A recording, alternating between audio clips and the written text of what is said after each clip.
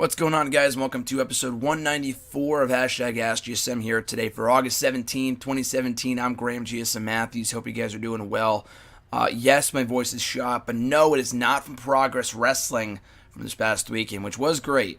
I woke up with my throat being completely shot as it was. My throat already hurt. I was out all day. I got my voice shot again, going on roller coasters, and then I literally just got off the phone talking with Mr. Marceau. I was going to record this show, Hashtag AskGSM, earlier today when my voice was not as poop as it is right now. But I just got off the phone with RJ. We talked for an hour about SummerSlam for Wrestle Rant Radio. So you're going to love that. That's going up probably around the same time this goes up on Thursday when I find the time. I'm recording this right before I go to bed. So it's a late episode, and that is why my voice is in such a bad state at the moment. But we do have 3 pages worth of questions, which I always appreciate, today being no different, but just keep in mind if I can't answer your question with the utmost description and, with the utmost explanation as I usually do, and the episode is not like over an hour, that's why, because I can hardly talk right now, and I'm sure you do not want to sit through 60 minutes of me with my voice shot. You already did that last year after SummerSlam with John and I, which was great. But it went a little too long, and I could not talk for like days after that. But anyway, speaking of SummerSlam, the pay-per-view's on Sunday. I'm kind of looking forward to it. Actually, I'm not watching it live, so kind of works out well that I'm not going. I mean, I wish it was that TakeOver, but I can't go to that either because I'll be away this week, and I'm literally leaving in like a day, like 24 hours, to go see my girlfriend in South Dakota. So that being said, SummerSlam should be solid. I'm actually watching with Jason on Monday, so I'm looking forward to watching with him, if nothing else. And at least we're watching it like after the fact, so I'll stay away from spoilers, obviously, but we could skip through all the bullshit and whatever, and I'll watch TakeOver, hopefully live. SummerSlam, whatever, I don't really care about. So anyway, if you want to send in a question with all that out of the way, tweet me on the Twitter machine at WrestleRant with hashtag AskGSM. Find me on the Facebook machine as well at facebook.com/Graham.gsm.Matthews. Drop a comment on the post that usually goes up on Tuesday nights, if not on the wall itself. Last but not least, drop a comment on this very video in the comment section down below, and I'll include your question in next week's edition. First question from Emmanuel A. from YouTube. Oh man, the next couple are like long form questions. Oh shit. Let's see if I can get through this. This question was, have you heard about the NWO Monday Nitro during the December 22nd, 1997 episode of WCW Nitro, the go-home show for Starrcade 97, which involved a match between Eric Bischoff and Larry Zbyszko, where the winner would have gained control of Nitro? The entire set was reconstructed into an NWO show near the end of the first hour of the then 3-hour broadcast. Infamously, the reconstruction process took about a live 15 minutes, and the rest of the show lost 25% of viewership, leading to a 3.5 rating that, while still beating Raw 3.1 that night, was considered disappointing since Zbyszko, that's a tongue twister, beat Bischoff at Starrcade, and thus, aside from these sold-out pay-per-views, another NWO show was never attempted again. I had heard about none of that. I've heard about quite a bit about the Monday Night Wars, about NWO, about Monday Nitro. I've watched, I think, 2 episodes of Nitro about 2 years ago, excuse me. The reviews are up on nextwrestling.net. Couldn't get around to watching anymore. Maybe at some point I will. They're all up on the network, so it's just a matter of when and not if. It could be years from now, but hopefully at some point I can watch them. Maybe all the WCW shows too. I will be doing that for WrestleRant, absolutely. Just watching Nitros is more of a tough. It's more of an obstacle, more of a chore, I guess. Anyway, though, I've never heard of that. That's pretty crazy, though. I expect nothing less from WCW at that point in time.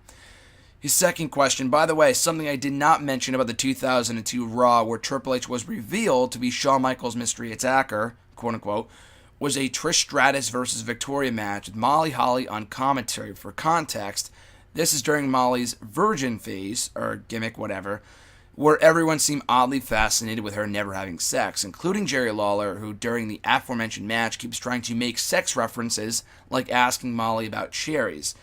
It may just be some of the most cringeworthy commentary ever just for how uncomfortable it is. Has wrestling commentary ever made you feel uncomfortable? I'm sure it has. No example comes to mind. That sounds pretty bad. I've never heard of that. I know they had the gimmick. I remember the gimmick. I don't remember that exact instance. So, I mean, Raw in 02 was great. It had its moments of just pure insanity, though, and that was one of them, I'm sure. But yeah, no, like, examples come to mind at the top of my head, like off the top of my head, but I'm sure it's happened before. Like, there's been a lot of tasteless angles, like a lot of dumb stuff that they've done that, like, you said wrestling commentary, not angles, so it's a little different, but I mean, they don't really do stuff like that anymore, the whole sex thing. They actually did that with Daniel Bryan and the Bella Twins, something similar. I literally just finished up Daniel Bryan's book like last night, and it's a great book. But he talked about that storyline he had with the Bellas back in like 2010, 2011, where they were trying to sleep with him because they thought he was a virgin, whatever. But yeah, beyond that, I can't name anything off the top of my head, but I'm sure it's happened before. Captain Sunshine from YouTube as well. Finn Balor is going to murder Bray Wyatt at SummerSlam, isn't he? This is Raw's chance to do something better than NXT, and if they can do it with Elias Samson, they can do it with Finn and the Demon. Bring back the chainsaw and let him go to town on Bray. It'll easily be the best match Wyatt's done all year. Without a doubt, that would be fucking awesome. I mean, the Demon coming out is cool, but yeah, if he's going to bring out the chainsaw and just go out and kill the Eater of Worlds, like if you really want to silence Bray Wyatt and have him stop cutting promos that mean nothing, and give him a meaningful match for once, that would be the best way to do it, would be attempting to kill the guy. That would be pretty cool. It won't happen, but yeah, it'd be pretty cool. Next question. How come all the good women wrestlers on SmackDown are all baby faces and the bad women are all heels? Charlotte in particular should be the top female heel, on there, because with all due respect to the Flair name, especially after recent events, Flairs are elitist scumbags who should only exist as such. They should never be good people. I agree. I don't know. I mean, I said it months ago. I mean, I know Charlotte's popular, but, like, why turn her babyface? Like, I know why they did it. They want to make her, like, the top face of the division. But you fucking already have Naomi super popular and Becky super popular. What was the point of turning Charlotte? Like, she's not awful. She's not bad, but I don't give a crap about Natalya. I've said that a million times here on the show. So, like you said, the bad women's wrestlers. Natalya's great. I mean, Jericho said on his podcast that she's the best women's wrestler worker, whatever, in the company still. I don't agree with that anymore, but she's up there. She doesn't suck. Her character sucks. Lana does nothing for me. Tamina's abysmal. She is so fucking bad. She is terrible. And Carmella's getting a lot better. She's grown on me a lot in the last year alone. But, yeah, it's very weird. Charlotte should be the top heel of that division, and then maybe you turn Lana face. I don't know. She sucks anyway, but people cheer because she's hot, so just turn her face. I don't know. Charlotte it really should be like Charlotte and Naomi at SummerSlam, not Naomi and Natalya. Like, who cares? Their next question, what if Shinsuke Nakamura and Jinder Mahal get a rematch on SmackDown after SummerSlam? So far, Nakamura's TV matches have been a dozen times better than his pay-per-view matches. Maybe that's the key to a good Nakamura match in WWE. You're right. I mean, he really wasn't in the Money in the Bank ladder match, I guess, a few months ago. But I mean, that was a great match. He was hardly in it, but it was great. Yeah, him and Ziggler, it was good, but it wasn't great. Him and Corbin was really a mediocre match. The SmackDown rematch was a lot better, as with Ziggler as well. The rematch on SmackDown with Nakamura and Ziggler a few months ago was also really, really good. The Cena match was great. So yeah, you're right. His TV matches so far have been a lot better. I don't know what the reason for that is. Maybe it's because the company sees that TV is more valuable. More people are watching TV than the pay-per-views, than the live specials. It shouldn't be that way. They should treat their pay-per-views much more special than the Raws and the SmackDowns, which are essentially advertisements for the live specials. But that's the way they view things, so maybe that's why they do it. But I don't know. We'll see on Sunday. I don't think Nakamura and Mahal is going to be some sort of great match. Like, fucking Mahal, it's done nothing for me. His matches with Orton, Styles, Sami Zayn, Cena, I don't care who you put him in the ring with. Every match the guy's had has been completely mediocre. There's really no other word I can use to describe the guy because he just does nothing for me in the ring. Absolutely nothing. I know he's better than, like, the Great Khali, but that's not saying much. So, what was your question? Yeah, maybe Nakamura and Mahal at SummerSlam will be a dud, and then they have a rematch on SmackDown where Nakamura wins the belt. That's exactly something this company would do, by the way. Frankishire 15 from YouTube. Is it kind of sad that this will be the second SummerSlam in a row that Sami Zayn will not be featured on the card, not counting the pre-show? Yeah, it's kind of sad considering he's one of the best performers in the company, but Charlotte's not on the card, which I think is even more sad. I mean, Sami Zayn has been on shows, he's been off shows. Whatever. I mean, Sami Zayn's great. Sucks that he's so underutilized, but Charlotte has been on every single pay-per-view. The fucking woman was undefeated on pay-per-view for, 15, 16, 17 pay-per-views in a row from the moment she debuted 2 months ago or 2 years ago. And now she's not even at SummerSlam. And don't say it's because her father got sick. Like, she wasn't booked for the pay-per-view anyway, like, well before that. She was never in the plans for SummerSlam. And especially now in light of recent events, she probably won't be there anyway. I mean, I'm glad she's going to stay by her dad's side as he gets better, but beyond that, like, what else would she have done on the pay-per-view? Her and Becky against Tamina and Lana? Like, who cares? Who cares? I think that's a bigger sin than Sami Zayn not being at SummerSlam. I think it was a bigger sin last year. Like, Zayn has done nothing so far on SmackDown. It's really unfortunate. I know he beat Corbin a handful of times, but beyond that, the guy's just been a complete afterthought. It sucks, but I mean, at least last year he was coming off a real match of the year candidate with Kevin Owens, and he was nowhere to be seen at SummerSlam. This year, he literally just lost to Aiden English like 2 weeks ago. Why would he be at SummerSlam? We don't need everyone on the card. Like, not everyone needs to be on the card. I know Sami Zayn is great, but 85% of the roster is great too. Like, at this point in time, with the roster that we have, not everyone can be pushed at one time. Like, Mahal sucks. Like, I wish he wasn't at SummerSlam and Sami Zayn was, but that's just the way the company works. You don't need to throw another match. You know, what are you going to do? Him and Mike Kanellis for a second, third time at SummerSlam? Like, who would care? Who would care? Like, he should be a bigger priority. Don't get me wrong. I love Sammy, but at this point in time, the guy's had no momentum. What else would you put him in on the card? They obviously they see Baron Corbin, Rusev, Orton, Cena as bigger priorities than him. So what else would you do with him at SummerSlam anyway? I agree, it sucks, but it is sad, it does suck, but what else would you do with him? His second question, should Oney Larkin and Danny Burch form a tag team?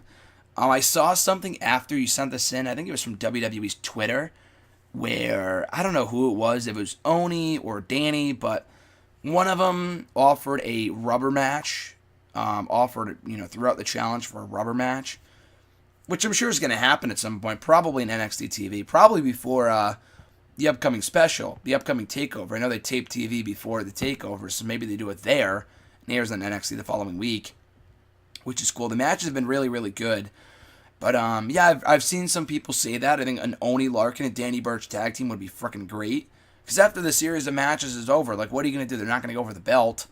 Like, that's not going to happen, so you might as well put them together as a tag team. I don't see why not. It would make perfect sense, too. I mean, they beat the crap out of each other. They're both babyfaces anyway. They earn each other's respect.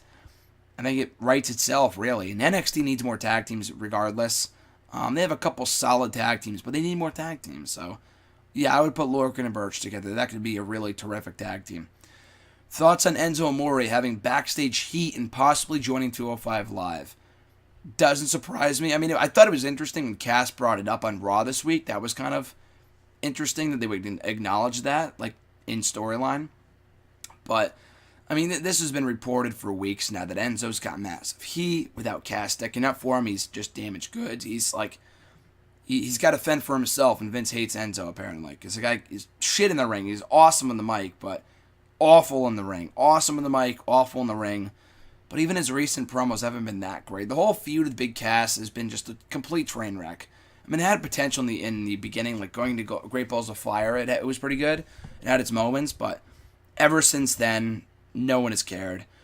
Going to 205 Live, like, again, why? Like, the guy would be eaten alive. Neville would beat the guy in like 2 seconds. He's just not a threat. Not only to guys like Big Cass, but like to anyone, because he sucks in the ring. How is he a threat to anybody? He's way better off as a mouthpiece. For who? Big Show? Like, really? Like, who cares? So, yeah, going to 205 Live, where he would be away from Vince, I get that, but he would add absolutely nothing to the show. And even I just got done talking about this with RJ. Like, what, you going to put him on NXT with the likes of Aleister Black and Roderick Strong and Drew McIntyre and Bobby Roode and all this other great talent? Hideo Itami, Cassius Ohno, like, the guy's going to sink in 2 seconds, so that's not going to happen either. At least I hope not.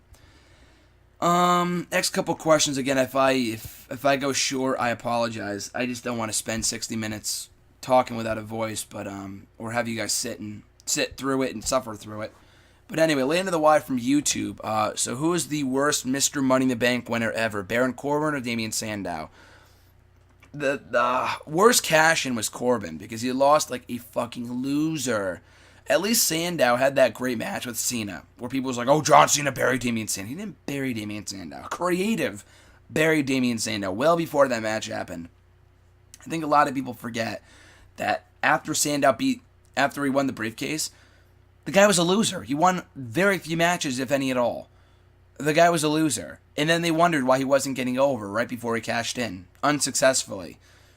Even if it was probably for the best for him to cash in unsuccessfully. Because the guy would have been a loser as champion. It would have been exactly like Jinder Mahal.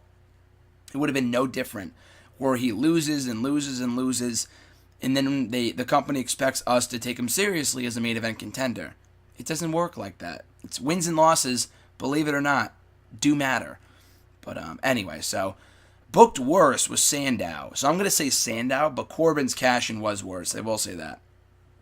For as much as they advertised Cena and Mahal is a first-time ever match and the most significant ever, was anyone really clamoring for it? Absolutely not. Why would you even promote it as that? Like, that's such, like why? Really, like, honestly, I could see them promoting it as, like, the SummerSlam match you almost saw between Jinder and John Cena. Like, I could see that, because if Cena beat Nakamura a few weeks ago, we would have gotten at SummerSlam, God forbid, but it's not the most significant ever. Like, that's, I couldn't believe that when they said that. Like, I know they really want to build up the main event, but that's going a bit too far, if not very far. Do you like WWE? I love WWE. WWE is, I know it's a very simple question. I don't know where you're going with this, but for as many flaws as it may have, I try to look at the company as positive as I possibly can, which I know may sound shocking based on how much I shit on them on this show. But that's the whole purpose of Wrestle Rant and hashtag. Otherwise, I try to be as positive as I can. Because I love WWE at the end of the day. If I didn't love WWE, I would not be doing this show. I would not be watching the programming. I don't watch things I don't enjoy. We can criticize it, and WWE is not the worst thing going, despite what some might believe. But no, I love WWE. Deshaun K from Facebook. Do you think WWE should have King of the Ring back as a pay-per-view next year instead of Money in the Bank? Just talked about the Money in the Bank pay-per-view being done away with, like, I think a week or two ago on hashtag right here on the show. And someone said, it might have been you, Deshaun. I know it was a Facebook guy. I don't think it was Deshaun. It might have been someone else. But they said, get rid of the pay-per-view, put Money in the Bank back at WrestleMania. My only thing against that was that the Money in the Bank pay-per-view is like a new Big Four show. Like, it's way more anticipated, and it's way better every year than Survivor Series has been. So, I could see why they wouldn't want to get away with it, get rid of it, excuse me. Like, I can guarantee next year, if it's a brand-exclusive show, it's going to be a Raw pay-per-view. Because that seems like what they're doing. Like, they're giving the SmackDown shows from last year to Raw, and vice versa. Like, this year, Raw has Hell in the Cell and TLC. This year, SmackDown has Clash of Champions and Hell in the Cell. No, sorry, Raw has TLC, and they have No Mercy. And then SmackDown has Hell in the Cell and Clash of Champions. Anyway, yeah, no, I like that idea a lot. Like, I wouldn't get rid of Money in the Bank for the sake of it, but if they replaced it with King of the Ring, I'd rather have King of the Ring as a pay-per-view than Money in the Bank. Like, Money in the Bank you can do at WrestleMania. King of the Ring, if it's not a pay-per-view, they would do it as like a network special, which was a failure the last time, and it got no one over. King Barrett was booked horribly after that point. But, bringing it back as a show, like, when they did it on Raw and they rushed the matches, like, it was fucking terrible. Like, if you wanted to just do, like, the semifinals on the pay-per-view, that would be pretty cool. But no, I agree. I think they should bring back King of the Ring over Money in the Bank. I would agree. I don't think they will. I think that they're going to do that. They would have brought it back already, but I don't know. That's just my opinion. His next question here, do you expect WWE to have Ty Dillinger enter at number 10 every year for the Royal Rumble, or will WWE have him enter at a different number? Yeah, he won't always enter a 10. I mean, I guess he could. That could be his gimmick, but I feel like it'd be way too predictable. And, like, how is that even possible? Like, I get it for 1 year when it comes down to number 10, like, for his debut. That was awesome, honestly. For me, one of the top highlights of the Rumble. But, you know, you can't do that every year, because the whole gimmick is that it's randomized. So why would he be getting number 10 every single year? Like, that's having John Cena come out. That's like having John Cena come in at number 30 every year.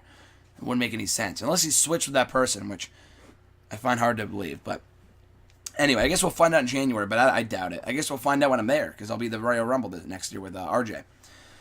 Next question, if you could use a time machine to show 3 wrestling employees of their past, their future, who would they be? Great question. I was going to have 3 names for you. I only wrote down 1 for some reason, and then I don't know what happened. Obviously, Jinder. I would say Jinder, like, dude, you're a fucking loser right now in 3MB, but you're going to be a future WWE champion. And he'd be like, dude, you're crazy. And I'd be like, no, dude, you're crazy. You're like, look at this. Into a crystal ball, and then he becomes WWE champion. I don't know. Dude, I'm so out of it right now. I apologize. But, yeah, Mahal. I don't know, Daniel Bryan maybe? Like, that'd be pretty cool to have him. I know he's, like, fucking retired right now, but before he came into the company, then he became, like, one of the company's biggest stars. Maybe CM Punk. You know, maybe CM Punk, maybe if he knew what was coming, either he would have left earlier, which would have sucked, or he would have prevented those issues from happening. And that'd be a good way of actually helping the future. But yeah, maybe Mahal, Bryan, and Punk, because I can't think of anyone else right now. Do you see Pete Dunne as a mid-card level talent or a main event talent? Pete Dunne is great. I saw him last week at Progress. The guy's a star. I wrote a whole article about him a few months ago, why he should be in the main roster right now. Like, the UK title is perfect with him, but he hasn't been on TV since then. Like, maybe 1 match on NXT TV since then, but beyond that, he's been largely absent from NXT, from the UK shows. Like, well, what's going on? But, yeah, no, the guy's a main event guy. I know he's like, fucking 5'8", but who cares? So is Daniel Bryan. Pete Dunne, the guy's a star. He's got the look, mic skills, awesome in the ring. He could be a real top-tier talent for this company if they booked him the right way. Mark S. from Facebook. He could be the world champion. William Regal never was, by the way.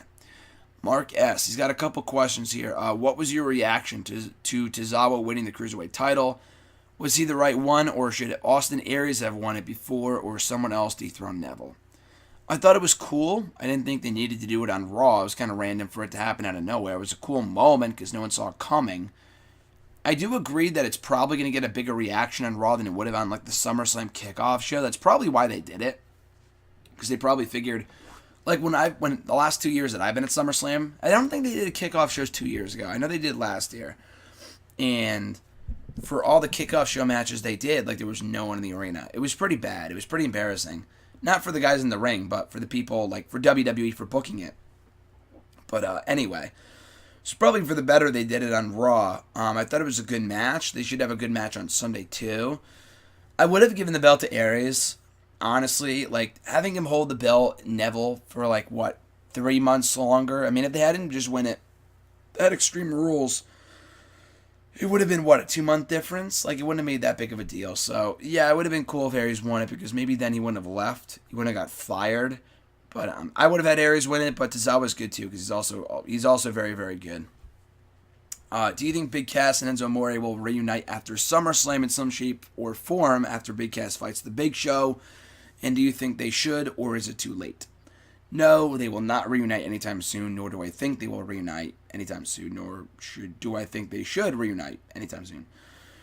Yeah, it's too late. They've been feuding for like 2 months now, dude. Like, for them to go back on that and like just make up, like it's the whole Bella Twin thing from a couple of years ago when they went at it for months and months and months, and then finally just out of nowhere, like Brie, like kissed AJ Lee at Survivor Series. Excuse me, kissed AJ Lee out of nowhere at Survivor Series. Revealed it was a ruse the whole time. That it was, she was in cahoots with Nikki, her sister Nikki, from the get-go. And there was no explanation as to why they got back together, other than blood is thicker than water. probably one of, if not the weakest explanation I've ever heard. So it wouldn't surprise me if they did something like that, but it would be dumb. Like, you shouldn't have broke them up in the first place, but you did now, so you're just going to have to deal with it. His next question, what do you think of the members of Sanity chosen to fight Author's Opinion at NXT TakeOver, strong or weak?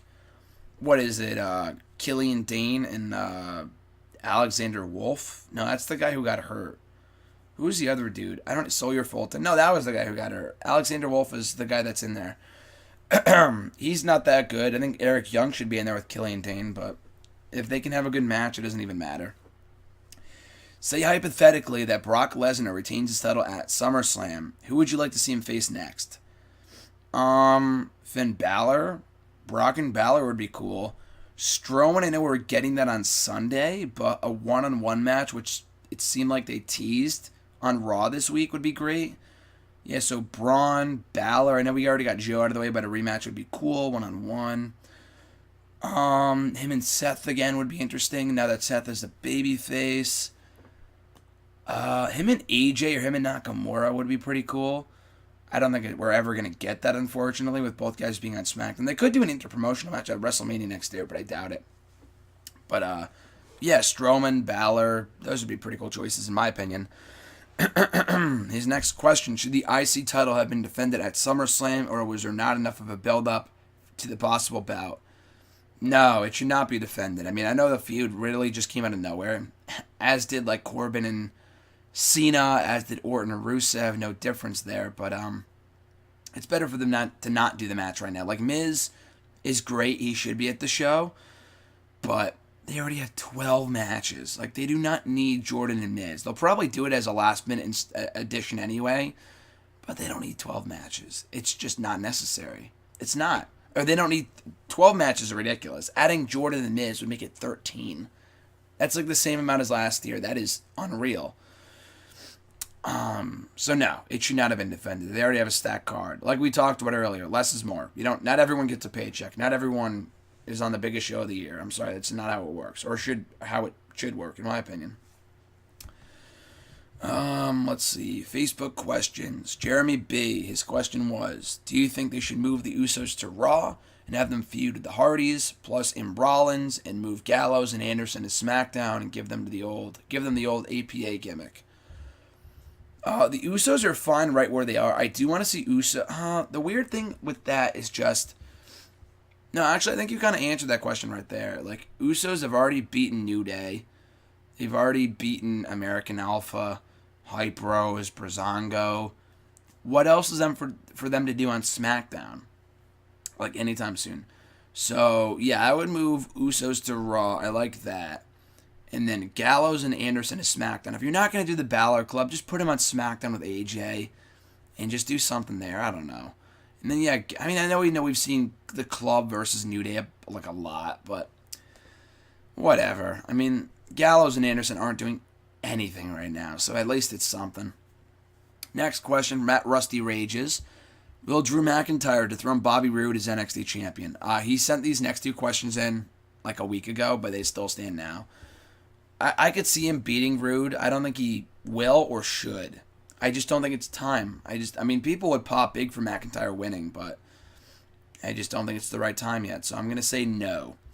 How big of a blow is losing Scott Dawson to the Raw Tag Team division?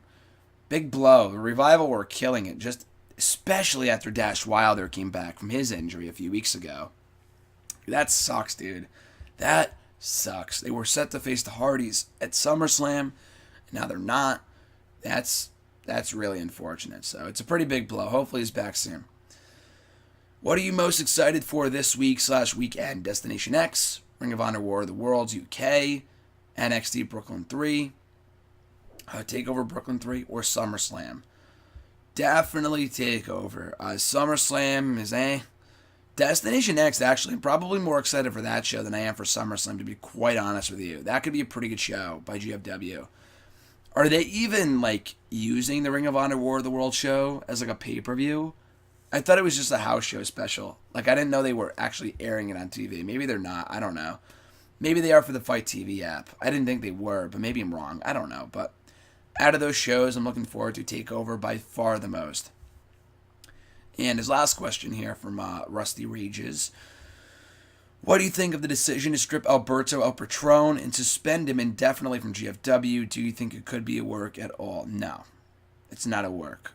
I think, I forgot who said it, but I think it was just a report that said they thought Del Rio just, I don't know why it took them this long, I don't know why it took them this long to figure it out, but they said that Del Rio is just a not great representative of their country, despite the fact he was innocent. The whole Page Airport thing that still generated a lot of bad press. The guy, he's not a good representative for any country, maybe that too, for any company. So why they put the belt on him in the first place, I have no idea. He's really good, but he's not going to sell tickets. I don't know. Focus on the talent you have. That's my opinion. But anyway, keeping him suspended for now might be for the best. Just get rid of the guy. He adds nothing to the roster. I just thought it was weird. Maybe they wanted to wait. When people asked the company about a month ago, and the whole thing went down, people asked them, why aren't you going to strip Alberto of the title? They said, all our TV's already in the can, blah, blah, blah. All the TV's been aired. It's all been televised. And now their Destination X show is now live, quote unquote, on Thursday, tonight, whatever. So, and it was supposed to be Alberto and Loki for the belt. So, I don't know what's happening there. They announced they're going to fix it, whatever that means. They're probably still trying to figure it out. I don't know what that means.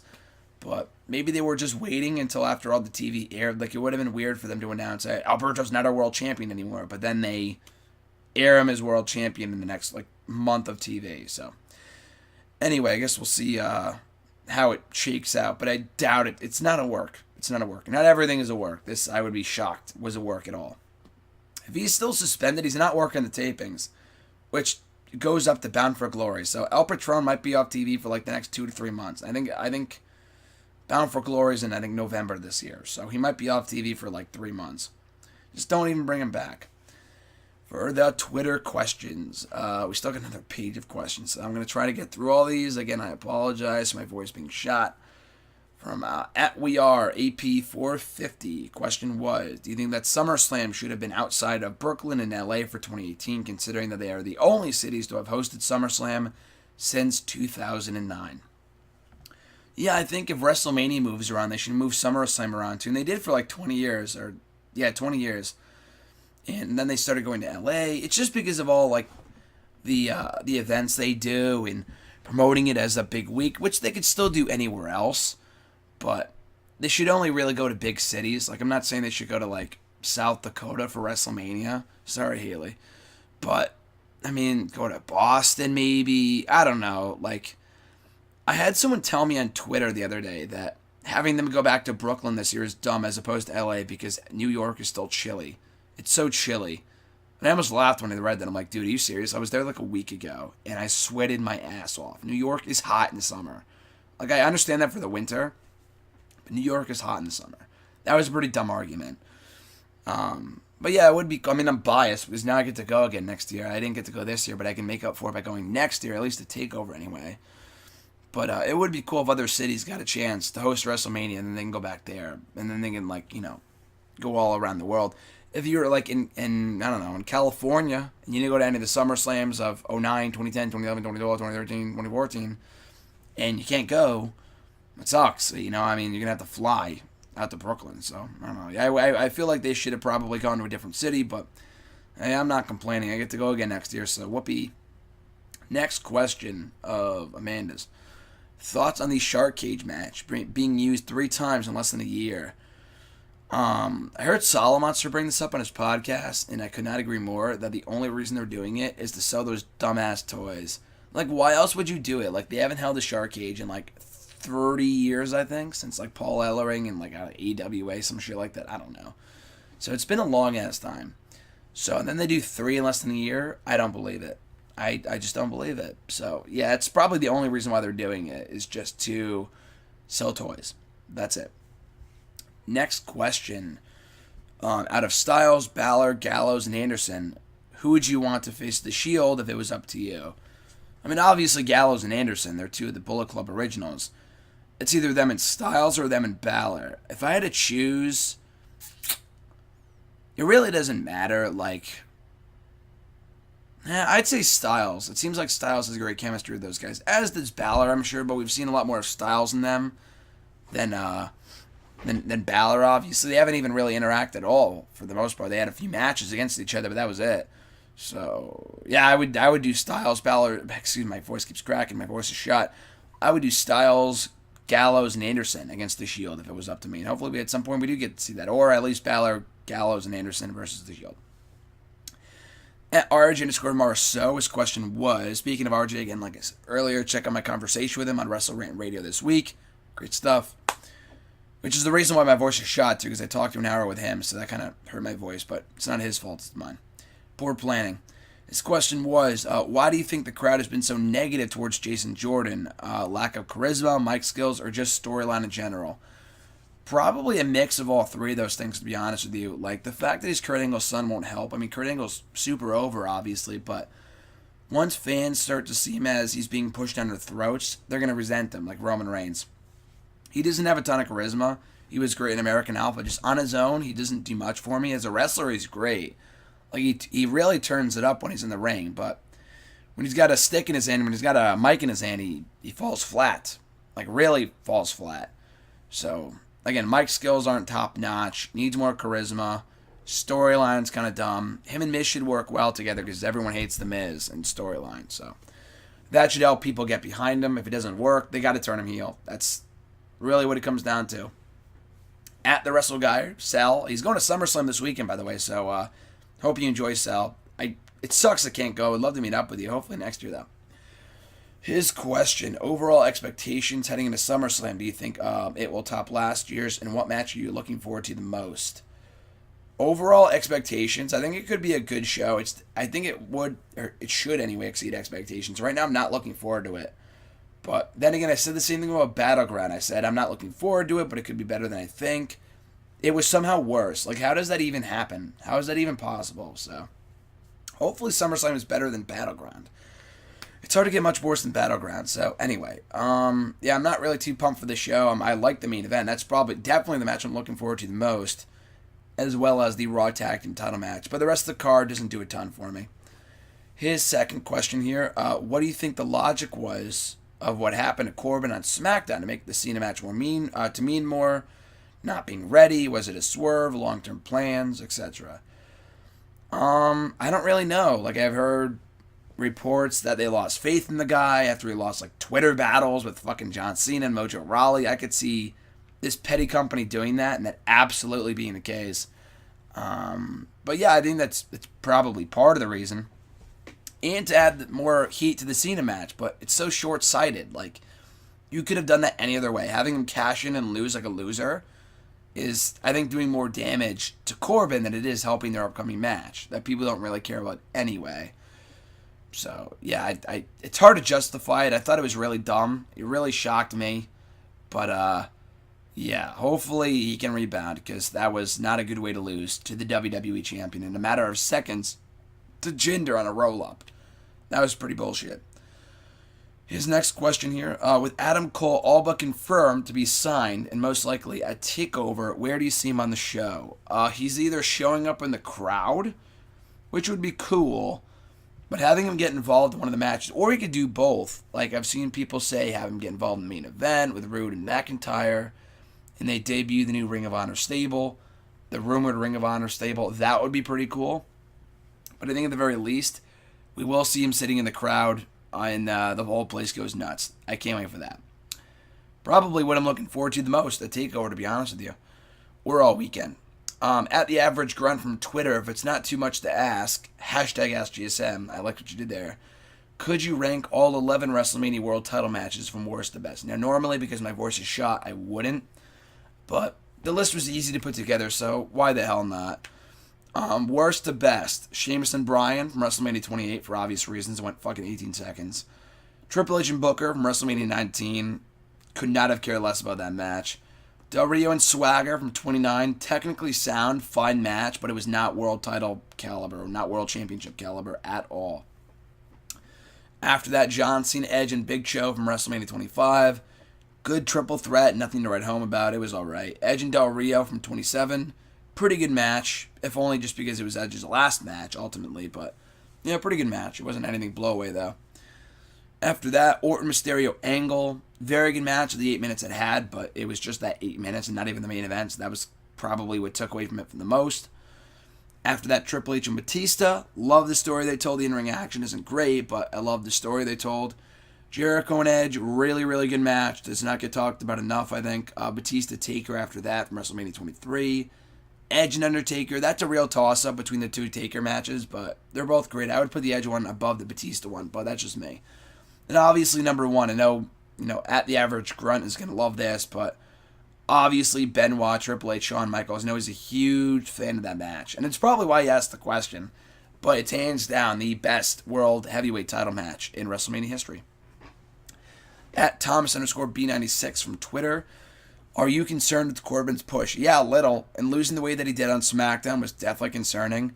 It's all about what the follow-up is. Like, where is he going from here? Is he beating Cena? Is that it? Is his time in the main event scene done? Like, where are we going here? So, yeah, I am concerned. I hope he can bounce back. At E138, highlight of Raw, blonde security guy, true or false? That was a tweet from Matthew Gregg, the owner of Botchamania. Yeah, that was pretty great. If you didn't see it, it was when Braun Strowman, I think, was beating up security guys in the corner, security guards in the corner. And one of them with blonde hair, it's pretty easy to point out. I didn't notice it the first time until you showed me the GIF. I must not have been paying attention. But he got struck by Strowman like a clubbing forearm. And then the guy leaped up and jumped over the top rope. It was pretty glorious. So, yeah, I would say that was the highlight of Raw on Monday. At Markistic_Sean, do you feel Corbin failing to cash in was a positive or a negative? Yeah, negative for now anyway. Again, it's all about the aftermath, but right now I see it as a massive negative. There was nothing redeeming about that at all. I know Cena cost him the match, but if Cena wins on Sunday, it doesn't even matter. So if he wins on Sunday, it's a step in the right direction, but I want to see him as champion down the road. Right now isn't that time anyway, but the guy just lost the briefcase, so where do you go from here if he doesn't beat Cena? Further down the card is the answer, by the way.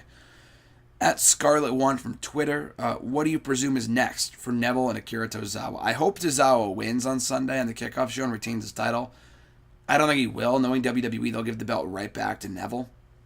Which, I love Neville, but what could they do? Neville and Gallagher again? Or Neville and Grand Metalik or Cedric Alexander? Those would be pretty cool. But I don't know. I would just keep the belt on Akira. So hopefully Akira maybe... There's just no heels in the roster.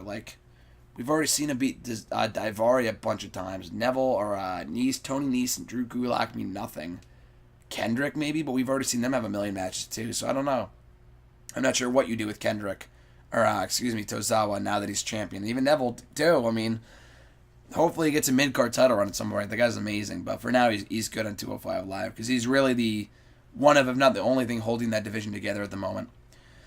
Their next question, keep or erase DX 06 revival or 09 revival? Great question. I wasn't around for the 06 revival, so it's hard to say, really evaluate it. But, and the segments were great, but the feud with the Spirit Squad was fucking terrible. The McMahon feud, too, was completely pointless. The matches weren't great either. But I'm going to say keep the 06 revival and erase the 09 revival. Not the revival, but their revival of DX in 2009. The only reason is for two segments. One, because of the McMahon impersonation segment in 06 from DX, which still has me laughing my ass off to this day. And two, because of the People's Court with DX from 09. That was so bad that absolutely is the worst incarnation of DX of all time. That was so bad. I'm sorry. We got one more question. Two questions from Matt Scarlet, one and then two from Matt Bradford R before we're done here. For the sake of my voice anyway. Next question from Matt Scarlet 1. What would you say are the top 3 Ric Flair matches? That's good. Obviously any match with him and Steamboat from the 80s, from late 80s. I can't pinpoint just one, but any Steamboat match would obviously be number 1 in my opinion. The matches he had with Sting I would put up there. I can't name just one. And also the match he had with Harley Race, where he won the belt at Starrcade 83. So all those 3 matches I would put as 3 of his biggest matches of all time. And maybe also when he won the Rumble in 92. The match was great and he won the WWE title, so maybe that one too is an honorable mention. And their final question here. Which side of SummerSlam is stronger, Raw or SmackDown? Definitely Raw. SmackDown, Corbin, there's a lot of rush matches. There are a lot of rush matches on Raw too, but Raw has the 2 matches I'm looking forward to the most. The 4-way main event, and also Rollins, or as someone called him earlier, Ambrose and Rollins versus Sheamus and Cesaro. So definitely Raw. SmackDown's side of the card isn't bad, but a lot of the feuds came out of nowhere, so it's hard to care or invest right now. Final 2 questions from Brad Berdar. The first one being, which one of these things do you think needs to happen first, and do you want to see all 3 of them happen? The Revival winning the Raw Tag Team titles, Heavy Machinery winning the NXT Tag Team titles, or Breezango winning the SmackDown Tag Team titles. What needs to happen first? The Revival winning the Raw Tag Team titles. Breezango's good. They're over to an extent now, but they're not tag team title material. Maybe it's like a quick run at some point, but it doesn't need to happen tomorrow. Heavy Machinery's gotten a lot better. They're good, but they're not tag team title worthy right now. So I'm going to say Revival definitely winning the Raw Tag Team titles. That should happen before the next 2 things that you brought up, that you mentioned. And the final question from @Brad Berdar. Can you rank all the announced matches on the SummerSlam card from least to most anticipated? Quite the task. Again, it's a lot of matches to rank, but because they're not too hard to rank and there's really no explanation needed, I'm going to do it quickly. And I can do it off the top of my head, too. From least to most anticipated. Least, Show and Cass. Big Show and Big Cass. Could not care less. Next, Naomi and Natalya. It could be good, but there's just no juice there. I don't care. Randy Orton and Rusev came out of nowhere. Don't give a shit. Tozawa and Neville might be higher. Would have been higher had we not just seen the title change on Monday's Raw. The match should be good, but we literally just saw it 6 days ago. So I'm going to put that after that. Finn Balor and Bray Wyatt, again, would have been higher if we didn't just get the match on Raw. They didn't blow me away with their performance. Hopefully the SummerSlam match is better with the Demon, because that match on Raw was just nothing more than just average. Cena and Corbin, if only because it's fresh. Could be really good. I doubt it, but you never know with John Cena matches. Alexa Bliss and Banks, I think their match could be really, really good. Mahal and Nakamura, if only to see Nakamura win the WWE title. Now for the top 5, I think here, top 4. Styles and Owens. I think they can have another really good match with Shane being intertwined there as well. New Day and Usos. I know they're on the kickoff show now, which doesn't shock me, and it kind of sucks for them. Especially with the Usos. The Usos have never been on the main card for SummerSlam, if you can believe that. That's crazy. But they should have another really, really good match. Another tag title match here, which the tag title matches at SummerSlam are strong this year. But anyway, Sheamus and Cesaro versus Ambrose and Rollins. Really, really looking forward to that. And obviously, number 1, main event, Fatal 4-Way for the Universal Championship. Strowman, Joe, Reigns, and Lesnar. And that does it, guys. Holy shit, what are we at here? We are at 47 minutes. I thought we would be a lot shorter than that. So, if you've lasted this long, you are my fucking hero. Because I'm not sure how you would have lasted this long with a voice like this. So, it's not a regular thing, guys. I am not John Laurinaitis. I just had a really, really long day today. I don't feel 100%. And I need to get some fucking sleep. Henceforth, my voice is shot. Thank you for tuning in to #AskGSM. If you want to send a question, tweet me on the Twitter machine at WrestleRant with the #AskGSM. Find me on Facebook at facebook.com/GrimsGSM.Matthews. Drop a question on the post I usually put up on Tuesday nights, if not on the wall itself, or leave your question on this very video in the comment section down below. I'll include it in next week's edition. So I'm going to get the hell out of here, guys. Hopefully my voice is better in the next couple days. I'm sure it won't be 100% tomorrow, but it's dying to death here. So again, I appreciate you. Thank you for watching the video all the way through if you have, for all 2 of you. Be sure to like the video, comment, share the video, subscribe as well, and I'll catch your ass down the road.